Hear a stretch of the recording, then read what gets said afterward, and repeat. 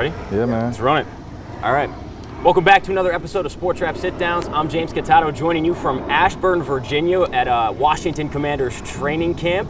And we are joined by Bobby Price, who is a 757 local, former Norfolk State football player, a former Bishop Sullivan, now Catholic Crusader. Bobby, 5 years in the NFL, coming up on year 6. How does everything feel this year? What feels different about this year than previous years? Man, I feel blessed. I'm feeling healthy, feeling good. Coming from my areas, not too many guys who get the opportunity to play at this level. So just being at year 6 is just a dream come true. You know what I'm saying? So I'm just trying to keep on stacking days and stacking years, to see how long I can go. Given last season, you were pulled up 3 different times from the practice squad. What's the biggest difference between you this year to you last year? I would say my mentality, coming in here as a new guy, trying to get acclimated to the team and stuff like that. I feel like, I know the playbook, I know the staff knows me, and I feel like I got a good opportunity, to make the roster this year. So you were with Arizona, you were with Detroit, and now with Washington. Outside of all of those franchises and moving all the way around the country, right? Like, what was that like for you, just picking up and moving? Man, it was crazy. So I got a family, I got a wife and a son now, so moving from Arizona back home was a big transition, moving across the country. But I'm blessed to be back home. I get to be closer to all my family, all my friends, and just excited to get a chance to play in front of all of them. Did you have a welcome to the NFL moment? Oh, most definitely had a welcome to the NFL moment. My first year, I played, I think I got brought up game 10. We were playing in Chicago COVID year.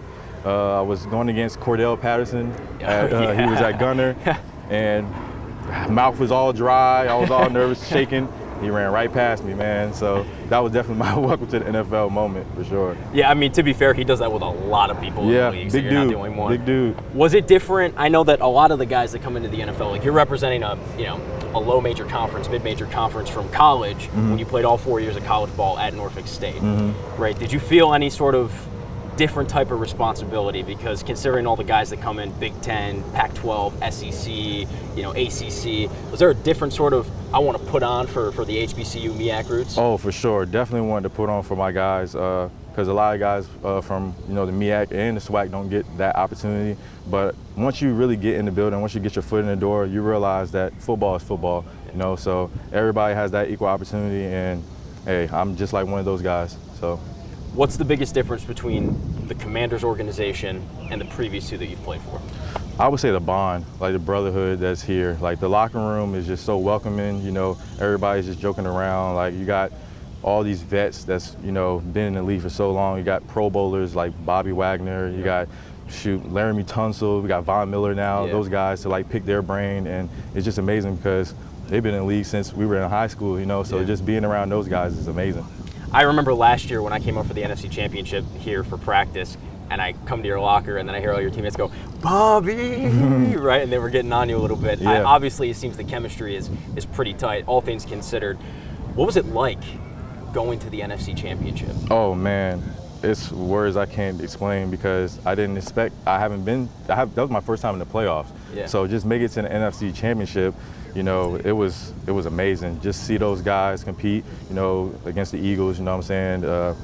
It was both an NFC East, show out. So it was amazing. And just to get that opportunity to one step away from the Super Bowl, it was a great opportunity.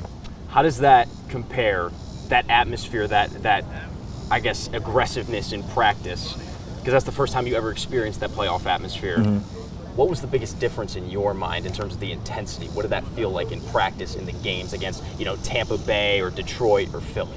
I would just say the preparation. We were just really trying to keep the main thing, and not get outside our mind, just staying focused, and really the preparation just leading up to it. DQ, he really honed on just climbing the mountain and just being in the moment and being where our feet are. Yeah. And I think that was the biggest point to take away from that. What have they told you in terms of what they want you to be for this team? Because obviously you come in, you appeared in 3 games last year for Washington. So what have they told you? What have the rooms been like? I know that, in the past couple of years, the Commanders have had some really veteran-heavy defensive back rooms, right? And now with Marshawn Lattimore in the mix, right? What do they tell you? Just to be myself, just use my athletic ability, I'm a taller corner, so I'm a longer corner, so using my length, you know, using my speed, and just taking it one day at a time and knowing that I can be out there with just the best of the best. When it comes to learning from all pros and pro bowlers who are mixed within this secondary, I mean, do you take a second and kind of smell the roses a little bit and say, I'm learning from dudes that have, you know, really done this on a high level? Of course. Marshawn, you know, he's a five-time Pro Bowler, you know, so being around that guy, picking his brain, and then, you know, we got not even just the DB room, like I said, Bobby Wagner, you know, like just picking his brain and learning from those guys and seeing, because they done it. They done been in the playoffs. Bobby has been to the Super Bowl, you know what I'm saying? So being around those guys and learning from them, learning from their mistakes, you know what I'm saying? And even learning from what they do off the field, whether in the training room, you know, their eating habits, all that you got to take into consideration, and it will make you a better player as well. Outside of your Commanders rooms, who were your kind of like OGs that you looked up to coming up, and who do you try to model your game after? Ooh.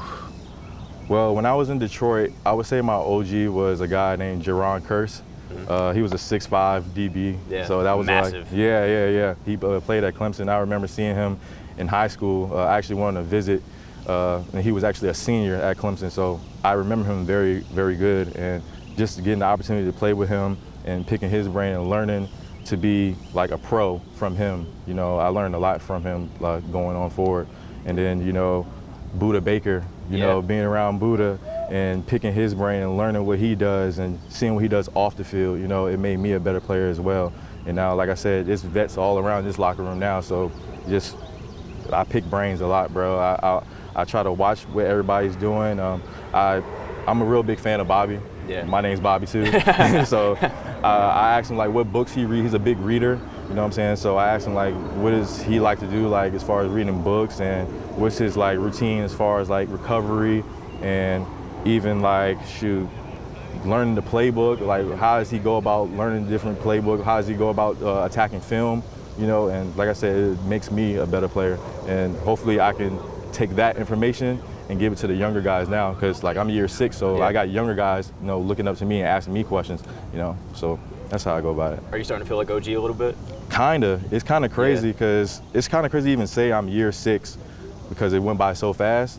But then you're seeing these younger guys coming up to me, guys born in 2002, you know what I'm saying? Like, it's even crazy to even say that, but just them trying to pick my brain and seeing like my experiences, you know, like I've been cut a few times, and you know, how do I deal with that? How do I deal with being on the practice squad? How do I keep, you know, stay focused in the midst of all that? So just stuff like that. Experience the difference small classes make at Camp Community College. Fall registration is happening now. Classes start August 21st. Believe in your future. Invest in you. Grow with PDC. Visit pdc.edu/growmyfuture. You know, I think that's one thing that's kind of overlooked in football a little bit, is like that practice squad, that grind to getting to the point that you're at right now, where you're on the field with those names that you just mentioned, the Marshawn Lattimores, the Bobby Wagners, the Von Millers. Yeah. What was that grind like, getting cut multiple times, having to come back, find a different route to here? Man, it was just fuel to the fire. You know, when I got cut from AZ, it was kind of a shocker because I felt like I was trying to become like one of the leaders, especially like on the special team side of the ball. And then when I came here, you know, I feel like every time you move to a new team, you're starting all over. It's like another first day of school. You know what I'm saying? So just picking up where you left off, trying to stay focused, trying to keep your mind clear. And, you know, being on the practice squad, it doesn't mean like it's over. You can be brought up at any moment. You know, injuries happen all the time. You know, people get cut. One day somebody's here, one day they're gone. You know what I'm saying? So just being ready at all times is like the most important thing. I want to rewind the clock a little bit, and we're gonna work backwards here. So we're gonna go to Norfolk State now. Okay. You spent all your college years at Norfolk State. Yes, I did. So talk to me about the first thing that pops up in your mind when you think of your time in the green and gold. My first game ever. You know, first of all, I was a quarterback. I didn't play much defense coming into Norfolk State, and Christian Parker, which is the defensive back coach for Philly now, he was my recruiting coordinator, and I was coming in as a receiver. And he told me like, hey man, you're gonna play safety. And I was like, I don't know, I never played safety before, you know. And I ended up winning that job a few weeks before the first game. And first game came up, and man, I got one hit that I broke a guy's helmet. Like, it popped off, his ear pads came out, and literally my life has not been the same since that day. And I feel like I've just been climbing the ladder ever since then, and I've become more of a confident defensive back. You know, I love to hit, you know what I'm saying, and I love to compete on the defensive side of the ball, and just seeing how far I've came from that moment to now is just great. It's remarkable. Well, yeah, because in high school, like you said, you know, you were a quarterback, Quarterback. you know, which is wild, right? But at Yeah. the same time, when there are so many NFL caliber guys like yourself, they play whatever is needed of them because they're For generally sure. the most athletic guy in the field, Yeah. right? So then you go from quarterback to wide receiver to now your current position in safety DB, right? Like, what are those workouts? How do those workouts change for you? From learning how to do things like the right way. So obviously learning how to get out of your breaks, you know what I'm saying?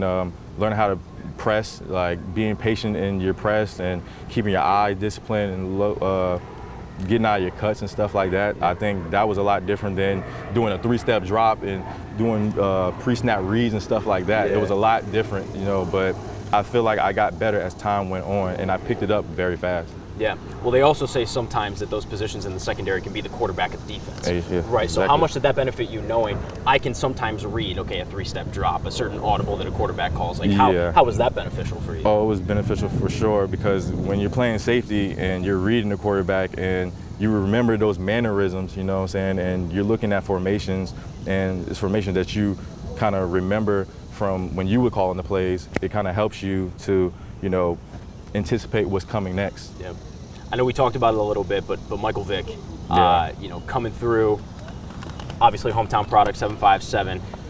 What was the first time that you heard that news? Where were you, and what was your reaction? Where was I? I can't even remember exactly where I was, but I will tell you, I anticipated that happening. Did you really? I did. I was telling these guys in here, like, you know, Tappers from the 757, Yep. he played with Vic. Yep. I was like, we're going to get Vic. I hope he, you know, applies for the job because I feel like he's the perfect guy for it. Yeah. And, you know, we got Will Gay, who's played with Michael Vick. He's in the DB room with me. Yep. And I was telling him, hey, man, like, if we get Vic, he's going to turn that whole program around. And I was, fingers crossed, you know, I'm NSU alumni, so I still talk to some of the alumni players, and they had their fingers crossed, like, hoping that Vic would come. And as soon as I heard that news, man, I was running around the locker room like, I told you so, I told you so. So it was definitely a great feeling. And not just Michael Vick, he has other guys on that staff with him Yeah. who have been in the league, like Leroy Reynolds, like Terrence Garvin, like all those guys are pros as well. So it's beneficial for those guys that are playing at NSU now to learn to not only be a pro, but to become a great football player and see how it's done. You know, you see that NFL to HBCU pipeline a little bit, right? Started with Deion, right? Then you saw Eddie George, Yeah. right? And now Michael Vick is the prime example, and then Deshaun Jackson Yeah, as well. yeah, exactly. Right? When you're seeing all of these specifically black athletes that want to come back, coach HBCUs, what does that mean to you? It means the world to us because it gives us the opportunity to get on a bigger platform. You know, like Michael Vick, Deshaun Jackson, all those guys are going to bring a lot of attention to HBCUs, you know what I'm saying? So I feel like we're probably going to have more televised games. You're going to have larger crowds. There's going to be a lot more scouts at the game. So it's going to bring a lot more exposure to the players. Yeah. Michael Vick said in one of the first press conferences that he did that he wasn't trying to do it for cameras, right? When you think about the shift of Norfolk State football, where there would be some weeks where no cameras were around, Yeah, to now yeah. where it's the hottest ticket in town, Yep. right? Is that a world that you can imagine, given your experience with the team? No, it's kind of crazy to feel that way, you know what I'm saying? Because like you just said, there was a point in time where there was no cameras there. There was no media coming up to us and, you know, asking us these type of questions, you know what I'm saying? So it feels good that Norfolk State is starting to get that exposure. I feel like we're on the map now, and it's up to us, it's up to the players to take it to the next level. Going back to your high school days, Bishop Sullivan, now Catholic, when you were playing quarterback, first of all, is there ever a moment where you go out onto the field and you're like, I'm trying to sling a little bit, Man, yeah, of course. just to mess around? Yeah, they do a little competition where they try to hit the goalpost, and you know, I try to get in there and show them that I still got it a little still bit. got it? And hopefully the coaches can see, hey, man, if there ever was a chance, you know, I'm here for them. What kind of quarterback were you? I would compare myself kind of to Jaden, actually. You know, like I can use my legs when I had to, Yeah. but I also can sling it. And I feel like I had a cannon, which was like my best attribute. You know, I feel like I can sling it 60 yards if I had to on a run. And if someone was on my tail, I can get away from them. So I had friends who went to Bishop Sullivan and Catholic, who talked about the craze that it was when Chris Scott came in from Ocean Lakes and took the program over, and how good the team was. Do you remember your first conversation with Coach? Yeah, so he came in right after my senior season was over. But I remember like the wave of guys who started coming in, and you know, I played against him when I was at First Colonial at first, and he was at Ocean Lake, so I knew what he was all about. I knew the culture that he brought, and the coaches that came with him. You know, like they had a dog mentality. Like the first thing that I remember him doing was like renovating the weight room. Yeah. And they were in there every single day, and guys who probably never touched a weight became probably some of the strongest guys on the team, you know, and he just switched that whole culture around and bringing they played IMG, they played Good Counsel, they played a higher level of competition, and it was crazy to see because, I mean, I wish I could have got that opportunity to play with him because he's such a good coach. What do you remember the most about your time at Bishop Sullivan? I would say I had a game against our rival, I think it was Norfolk Academy. We played at the Sportsplex. I had like 3 touchdowns, and we ended up winning the game probably like at the end of it came down to the 4th quarter. And I just remember everybody running on the field and was just so happy, and it was a good feeling because, I mean, I wasn't there all 4 years, but it felt like I was. Like, they embraced me wholeheartedly, and, you know, it was a great feeling. And also, like, I ran track there, so just being able to accomplish what I did on the track, I got first place in 5 events in outdoor, 100, 200, long jump, triple jump, and high jump. I was in New Balance Nationals, so all those accolades that I did accomplish there was a lot. You brought up an interesting point about you coming over from First Colonial, right, and being in the Beach District and then going to a private school. What do you make of the landscape of high school football right now in terms of guys? Because especially in the 7-5, there's a lot of dudes that are moving around, even just from public to public and then public to private. Like, what do you make of the landscape right now? I think it's kind of crazy because I feel like everybody's looking at it from like a professional level, and they're still kind of like growing, you know what I'm saying? But I feel like everybody's trying to figure out a way to get to college, to get into school. So I look at it as like a business now, but I also don't want them to take the fun away from it, you know what I'm saying? So I think everybody just needs to enjoy and be where their feet are, and know that if they put the work in, it doesn't matter where you are. You could be at First Colonial, Bayside, Catholic, you know what I'm saying, IMG, it doesn't matter where you are. As long as you put the work in, they'll find you. You came up pretty much right before the NIL craze kind of struck everything. Right? What do you think life would have been like for you going from First Colonial to Catholic and then Catholic to Norfolk State? Like, what do you think that would have been like if NIL was really in the picture for you and your guys? I don't know if it would have been a huge change, you know, maybe because of Vic being there, it probably would have gave more NIL deals and exposure, but I wouldn't say it would have been a humongous change, you know. I actually like the way it was for me. The NIL deal, I feel like it takes away kind of like from the love of football, you know what I'm saying? Like, you shouldn't be playing for money. If you love the game, you should play for free. You know what I'm saying? Especially at like high school level, you know what I'm saying? Yeah. Let me get you some quick hitters before we get you out of here. Biggest difference between Bobby Price in high school and Bobby Price now? Man, Bobby Price high school, just the maturity level. You know, back then I was a full-time athlete, could do it all, could wake up, not stretch, and go out there and dominate.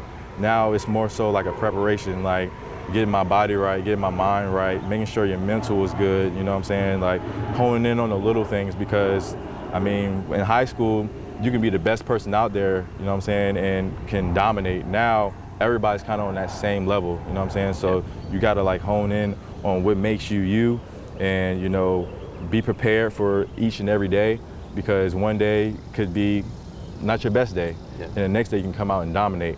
You know what I'm saying? So I would say just honing in on the little things and staying focused, keeping your mind clear, and also the support system. Your support system is big. So like I said, I got a wife and a son now who mean the most to me, and now I play for them now. I have a bigger reason to play football. What do you think that Bobby Price would say if he saw this Bobby Price after going through the cuts, moving around the country, and now ended up in Washington? What do you think he would say now? I'm proud of you, man. You came a long way, and you gotta keep on going. It ain't over yet. Yeah. What's the pregame ritual for Bobby Price? Pre-game ritual for Bobby Price. Or do you have superstitions that you have to follow? Oh, yeah, so I like to listen to a certain couple songs. I've been listening to the same few songs since high school.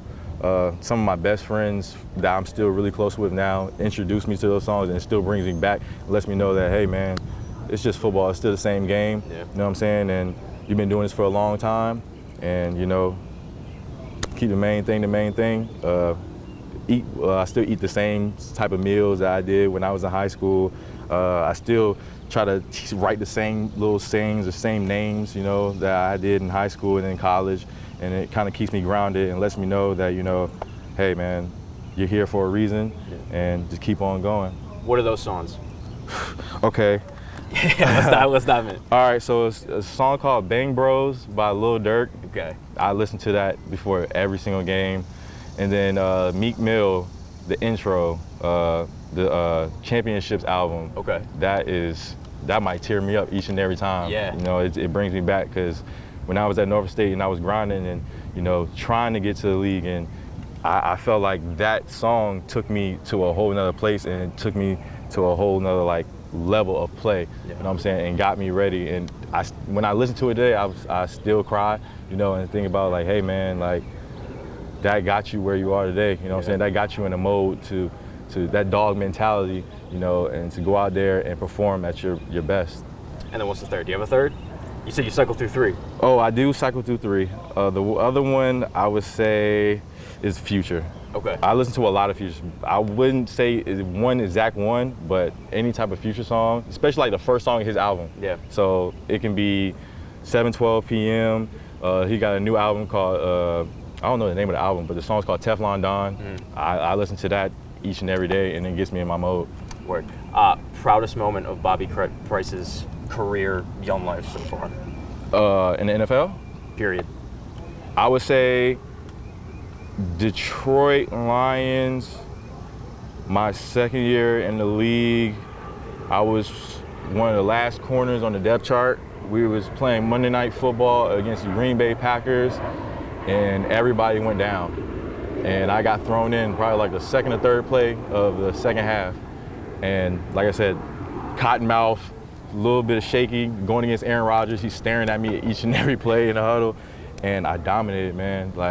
I was all over. I played good. I covered good. I think Randall Cobb caught a 5-yard out. And as soon as he caught it, I slammed him. I just remember him, I took his air away from him. And that just showed me, man, you're here for a reason. You can do it. It doesn't matter where you're from, what school you came from. You get the opportunity to ball, go ball. Last one. How do you want to be remembered? How do I want to be remembered? As a guy who never gave up, who put the work in, and a guy from Virginia Beach, Virginia, who, continues to try to put his city, his school, his family, and himself on the map. Bobby, appreciate you, man. Thank you guy. so much. Bobby Price, 757 reppin', Virginia Beach, like he just said, former Bishop Sullivan Crusader, Norfolk State Spartan. We're going to see that August 27th game, Towson, Thursday Night Lights, yes, sir. right? Yes, sir. That's a big one coming up. But Bobby, training camp, thanks so much for the time. For now, for another episode of Sportswrap Sit Downs, I'm James Catado. We will see you at the next one.